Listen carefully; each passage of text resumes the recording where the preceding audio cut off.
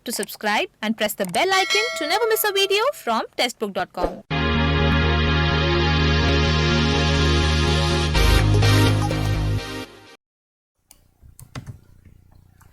Hello everyone, नमस्कार। कैसे हो आप सब? स्वागत है आप सबका testbook.com के प्लेटफॉर्म पर। मेरा नाम आरजू कक्कड़ है और इस सेशन में हम जिस पे डिस्कशन करने जा रहे हैं वो एक एग्ज़ाम के बारे में है, यूपीएससी सिविल सर्विसेज एग्ज़ाम, जिसको आप मोस्टली बच्चे आईएएस एग्ज़ाम भी कहते हो और उस नाम से जानते हो। तो ये आईएएस एग्ज़ाम या यूपीएससी सिविल सर्विसेज एग्ज़ाम, इसकी कंप्लीट इन्फॉर्मेशन लेंगे कि ये एग्ज़ाम जो है कैसा रहता है, ये यूपीएससी जो है ये क्या है, सिविल सर्विसेज एग्ज़ाम क्या है, कैसे कैसे इसमें एग्ज़ाम्स आते हैं, क्या पैटर्न है, क्या चलता आ रहा है, कैसे पेपर्स आते हैं, क्या सिलेबस रहता है। तो कंप्लीट इन्फॉर्मेशन होगी। देखते हैं, जानते हैं, जितने भी क्वेश्चंस हैं सारे रिजॉल्व करेंगे कि कोई डाउट ना रहे इस एग्ज़ाम के बारे में, अगर आप इसको देना चाहते हैं कभी फ्यूचर में। तो देखते हैं। अब यहाँ पर इसको शुरू करने से पहले सारी इन्फॉर्मेशन, जानकारी जो है बिल्कुल मिलेगी। उससे पहले मैं आपके लिए एक इम्पॉर्टेंट अनाउंसमेंट कर देती हूँ। एक 299 रुपीज़ का पास है जो टेक्स्ट बुक आपके लिए लेके आया है, टेक्स्ट बुक पास। इसमें आप 12,000 plus test, 100 plus courses available हैं। आप ये पास का कंप्लीट इन्फॉर्मेशन, नीचे लिंक है डिस्क्रिप्शन बॉक्स में, वहाँ देख सकते हैं और टेक्स्ट बुक की साइट पर भी जाकर जो है इस पास को अवेल कर सकते हैं। ठीक है, तो हम बात कर रहे थे यूपीएससी एग्ज़ाम, जिसको आप ऐसे बोलते हो कि ये यूपीएससी एग्ज़ाम है। तो एक्चुअली में इज़ यूपीएससी एन एग्ज़ाम, ये के सवाल है। What is UPSC? तो ये यूपीएससी क्या है? हम लोग बोलते हैं कि आईएएस का एग्ज़ाम है। मोस्टली बच्चे आप लोग इसी के नाम से जानते हो कि आईएएस ऑफिसर बनना है, आईएएस का एग्ज़ाम देना है। तो क्या ये इसको आईएएस का एग्ज़ाम बोला जाता है? तो ये सिविल सर्विसेज एग्ज़ाम क्या है फिर? तो इनकी जो कंप्लीट इन्फॉर्मेशन है ना वो आपको मिलेगी, कोई डाउट नहीं रहेगा। और उसके बाद हम लोग पूरा जानेंगे कि अगर आप इस एग्ज़ाम के लिए प्रिपेयर करना चाहते हैं तो क्या क्या चीज़ें ज़रूरी हैं, क्या क्या पैटर्न आता है, कैसे पास से कैसे चलता आ रहा है, वैकेंसीज़ कैसे आती हैं, सिलेक्शन कैसे होती है, कंप्लीट इन्फॉर्मेशन, कंप्लीट इसका जो भी प्रोसेस रहता है सब देखते हैं।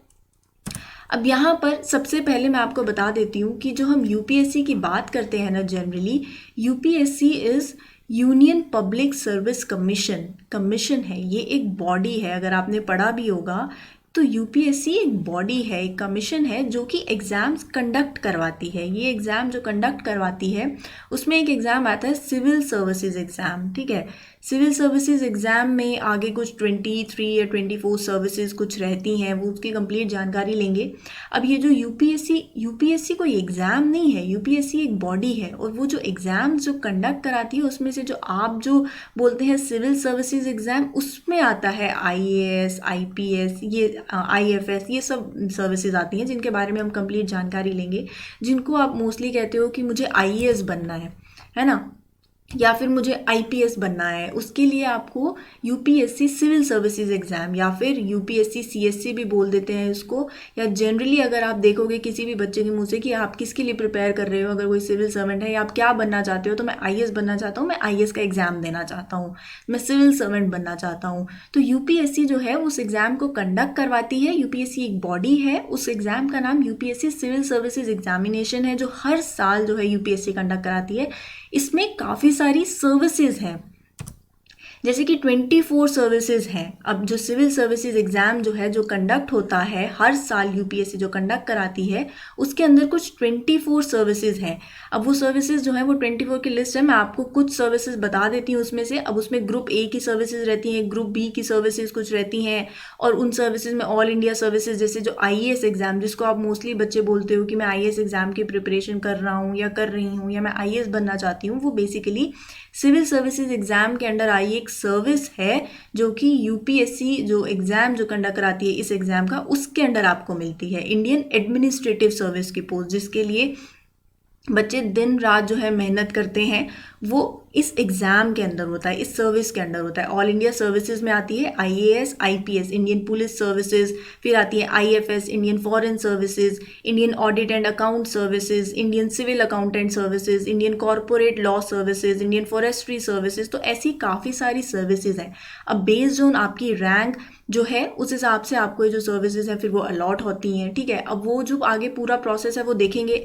ऐसे ही ग्रुप बी की सर्विसेज हैं, arm forces services, Delhi under Andaman and Nicobar island police services, Pondicherry civil services, Pondicherry police services. तो ये काफ़ी सर्विसेज हैं। 23 या 24 की एक प्रॉपर पूरी लिस्ट है। मैंने आपको जस्ट एक दिखाया है उसका कि कैसी कैसी ग्रुप ए की सर्विसेज हैं, ग्रुप बी की सर्विसेज हैं। जिन एग्जाम के लिए आप प्रिपेयर कर रहे हो, एटलीस्ट आपको पहले ये पता होना चाहिए कि वो किस एग्जाम के लिए प्रिपेयर कर रहे हो और उसका जो कंप्लीट इन्फॉर्मेशन है वो, ठीक है। अब ये कुछ ऐसे सर्विसेज हैं जो इसके अंदर जो है वो अलॉट होती हैं। अब अगर आपने ये एग्ज़ाम जो है देना है, या आप कभी सोच रहे हो लाइफ में इस एग्ज़ाम को देने का, या आगे देना चाहते हो, या कमिंग अटेम्प्ट देना चाहते हो, नेक्स्ट अटेम्प्ट देना चाहते हो, या कभी भी एग्ज़ाम देना चाहते हो, तो इस एग्ज़ाम का क्या पैटर्न रहता है, कैसा सिलेबस है इसका, तो वो पूरी इन्फॉर्मेशन भी एक बार देख लेते हैं, क्योंकि ऑब्वियसली ज़रूरी है। अब यहाँ पर क्या है, इस एग्ज़ाम में सबसे पहले एक प्रीलिम्स एग्ज़ाम होता है, फर्स्ट स्टेज।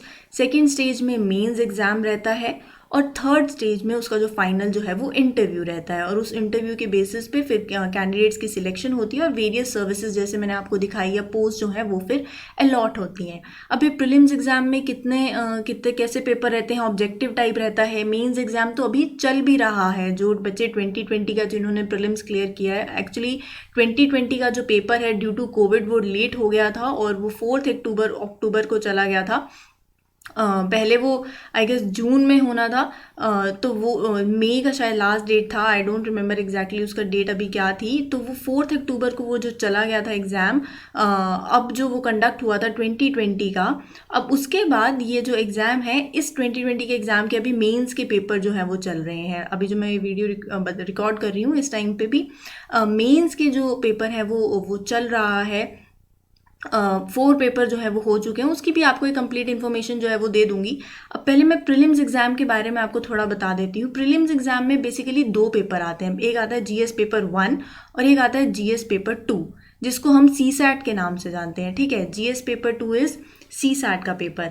अब जीएस 1 में क्या आता है, जीएस पेपर 1 में कुछ 100 क्वेश्चंस रहते हैं। उन 100 क्वेश्चंस को सॉल्व करने के लिए आपको 2 घंटे का एक टाइम दिया जाता है। नेगेटिव मार्किंग होती है 1/3 की, और उसके बाद 200 मार्क्स का जो है ये पेपर रहता है। अब अगर इसके सिलेबस की बात करूँ मैं, तो यहाँ पर करंट इवेंट्स, नेशनल जो भी आप करंट अफेयर्स पढ़ते हो, तो वो पूरा करंट अफेयर्स जो है वो पूछा जाता है। जो करंट इवेंट्स चल रहे हैं लास्ट, वैसे ही बोला जाता है कि जनरली 1 साल के पूछे जाते हैं, लेकिन अगर आप प्रीवियस ईयर पेपर देखो तो आपको 2 साल की जो भी करंट अफेयर चल रहा है वो पता होना चाहिए।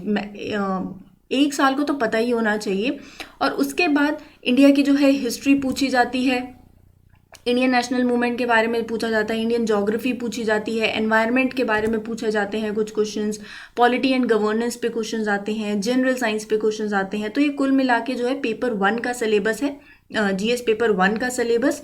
तो ये कुछ टॉपिक्स हैं जो आपको प्रिपेयर करने होते हैं प्रीलिम्स एग्जाम में, और जो ऑब्जेक्टिव टाइप रहता है बेसिकली। और इसके अंदर जो मैंने आपको बताया 100 क्वेश्चन आते हैं, वो ये जो सिलेबस है इसके अंदर से आते हैं, ठीक है।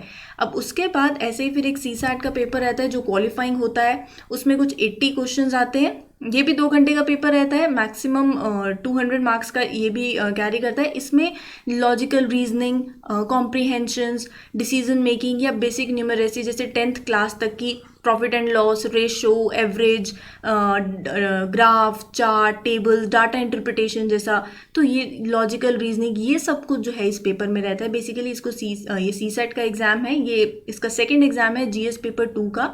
ये इसका कुछ सिलेबस है, यहाँ से जो है पेपर आता है, ठीक है। ये मैं आपको बता दूं, अगर आपकी जो फाइनल रैंक जो सिलेक्शन होती है उनमें जो इसके मार्क्स हैं वो ऐड नहीं होते हैं। और ये जो एग्ज़ाम है इसका जो है बेसिकली जो पेपर 1 था उसकी कट ऑफ आती है, और ये जो है पेपर 2 ये क्वालिफाइंग एग्ज़ाम होता है, ठीक है। इसमें कोई कट ऑफ की ऐसी ज़रूरत नहीं होती, ये क्वालिफाइंग है, और उसकी हर साल जो है पेपर 1 की उसकी कट ऑफ रहती है।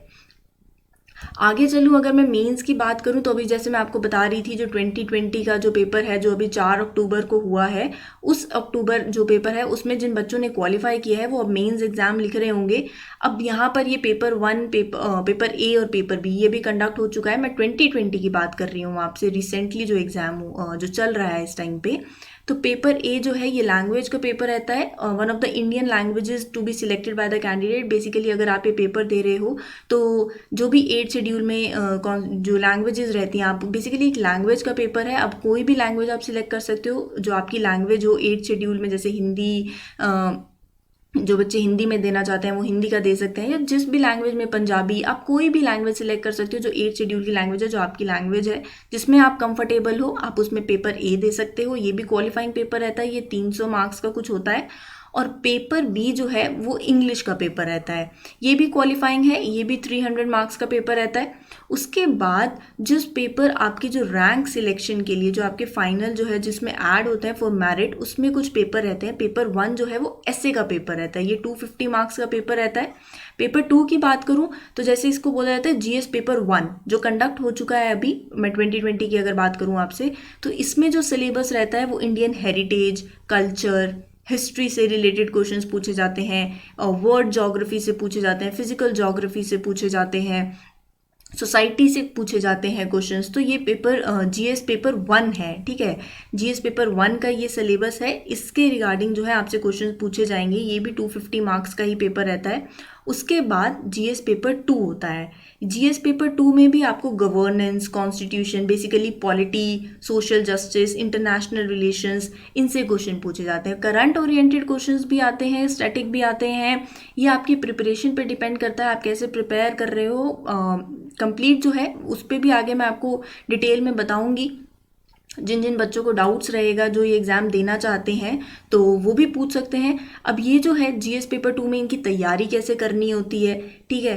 तो यहाँ पर आपको न्यूज़पेपर, ये करंट ओरिएंटेड भी रहता है, स्टैटिक भी, ऑब्वियसली स्टैटिक और करंट दोनों ही हैं। और मैंने जैसे भी प्रीलिम्स की बात करी, ऐसे ये मेंस का एग्ज़ाम है। तो यहाँ पर ये ऑब्जेक्टिव टाइप नहीं रहता, बेसिकली ये सब्जेक्टिव टाइप एग्ज़ाम होता है। उसके बाद पेपर, जैसे जीएस पेपर 2 है वैसे ही जीएस पेपर 3 है। अब जीएस पेपर 3 जो है इसमें साइंस एंड टेक्नोलॉजी आ जाती है, थोड़ी इकोनॉमिक डेवलपमेंट से रिलेटेड क्वेश्चंस आते हैं, biodiversity, environment, security, disaster management. ये भी 250 मार्क्स का पेपर रहता है, ये जीएस पेपर 3 है। जीएस पेपर 4 में एथिक्स, इंटेग्रिटी और एप्टीट्यूड, इनसे क्वेश्चंस पूछे जाते हैं। केस स्टडीज आ जाती हैं बेसिकली इसमें, ठीक है। अब उसके बाद पेपर 6 और पेपर 7 जो है ये ऑप्शनल सब्जेक्ट। अब ये ऑप्शनल सब्जेक्ट का मतलब ये है, एक पेपर 1 और एक पेपर 2 होता है। आपके पास एक लिस्ट होगी का, उसमें जो ऑप्शनल बेसिकली आप सब्जेक्ट चूज़ कर सकते हो, जैसे फिलॉसफी हो गया, साइकोलॉजी हो गया, एंथ्रोपोलॉजी हो गया, या आप कोई भी, इसमें काफ़ी ऑप्शंस रहते हैं। मैथ्स चूज़ करना चाहते हो, या अगर आपका कोई ज्योग्राफी है, पब्लिक एडमिनिस्ट्रेशन है, काफ़ी एक लिस्ट है ऑप्शनल सब्जेक्ट्स की। उससे जो है 2 पेपर जो है वो पूछे जाते हैं, 250 मार्क्स के होते हैं ये भी। और यहाँ से सपोज आपको कोई ग्रेजुएशन में या पोस्ट ग्रेजुएशन का कोई सब्जेक्ट है, अगर इस लिस्ट में है, तो आप वो भी चूज़ कर सकते हो। जिस भी सब्जेक्ट में आप कंफर्टेबल हो, आप अपनी मन मर्जी से यहाँ चूज़ कर सकते हो, और उस एग्जाम उस सब्जेक्ट की बेसिकली ऑप्शनल की तैयारी कर सकते हो। और इससे पेपर 1 और पेपर 2 जो है 2 पेपर्स आते हैं, 250 मार्क्स ईच। इन सब की जो भी वेटेज रहती है वो आपकी जो फाइनल रैंकिंग होती है, क्योंकि मैंने आपको बताया ये क्वालिफाइंग नहीं है, यहाँ पर आपको ये जो पेपर है इसकी जो रैंकिंग, जो आपकी फाइनल रैंक आएगी उसमें इसके मार्क्स जो हैं वो ऐड होते हैं, ठीक है। अब आगे चलूँ, जो बच्चे जो मेंस क्लियर कर लेते हैं ना, जिन्होंने मेंस क्लियर किया है, उसके बाद वो एक पर्सनालिटी टेस्ट, जो 3rd राउंड, जिसको आप कुछ भी बोल सकते हो, फाइनल राउंड बोल सकते हो, पर्सनालिटी टेस्ट बोल सकते हो, इंटरव्यू बोल सकते हो, तो वो कंडक्ट होता है। ये 275 मार्क्स का रहता है, ये फाइनल स्टेज है। इसके बाद जो भी बच्चे क्लियर कर लेते हैं वो सिविल सर्वेंट्स बन जाते हैं, और उनकी रैंक के अकॉर्डिंग, जैसे आप बोल रहे हो कि आप आईएएस एग्जाम की तैयारी कर रहे हो, तो आप आईएएस बन जाओगे इंडियन एडमिनिस्ट्रेटिव सर्विसेज में, या आप आईपीएस बन जाओगे, आप आईएफएस बन जाओगे, एंड सो ऑन। आपकी जो भी आपको सर्विस, जो भी आपको पोस्ट अलॉट होगी, तो आपकी रैंक के अकॉर्डिंग, अगर आपने टेस्ट जो है वो क्लियर कर लिया 3rd राउंड, तो आपको जो भी आपकी मन चाहिए सर्विसेज अगर आपको चाहिए, आपकी मेहनत, आपकी तैयारी, सब कुछ जो है वो फिर यहाँ पर रंग लेके आती है, ठीक है। ये कुछ एक पेपर की जानकारी थी, जो भी बच्चे ये अटेम्प्ट देना चाहते हैं। अब क्या है, ये हमने जान लिया कि बेसिकली ये एग्ज़ाम किस रिगार्डिंग है, और ये आईएएस एग्ज़ाम जो बहुत फेमस रहता है कि बच्चे ये आईएएस की तैयारी कर रहे हैं, तो वो क्या है। अब क्यों सिविल सर्वेंट बनना चाहिए, और उससे पहले एक बहुत बड़ी बात भी ये है, क्यों बनना चाहिए, और वैकेंसीज भी कैसी रहती हैं, ठीक है। सिलेक्शन कैसा होता है। अगर मैं आपको इन जनरल बताऊं, अगर मैं प्रीवियस जो डाटा कहता है, या एक जो सर्वे है वो कहता है 2017 में और 2018 की बात करें, तो पहले कुछ 10 लाख बच्चों ने जो है जो सिर्फ अप्लाई करते हैं प्रीलिम्स के लिए, जैसे फॉर्म भर दिया जिन्होंने, तो वो 10 लाख बच्चे हो गए जिन्होंने प्रीलिम्स के लिए अप्लाई किया।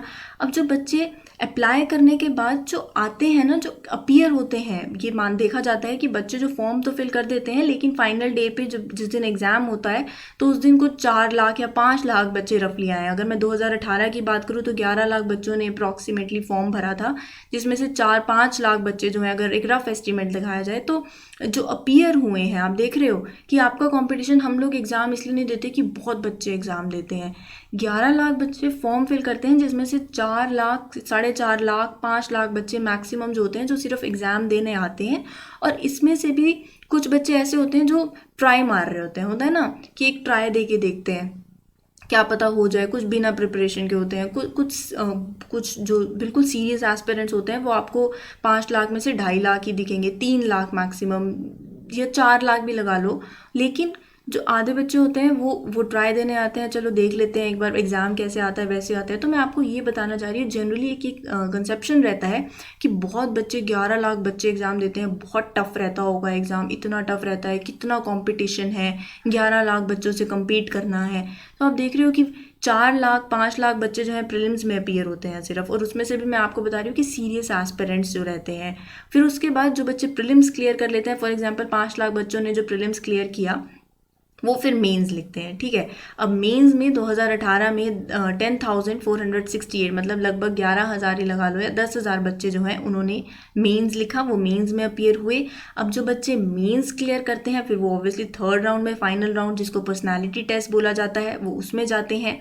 वो जो 2018 का जो सर्वे है, जो डाटा है, वो ये कहता है कि 1994 कैंडिडेट्स जो हैं जिन्होंने इंटरव्यू में अपीयर किया था, और उसके बाद जो फाइनल सिलेक्शन हुई थी 758 और फाइनल वैकेंसीज थी 759।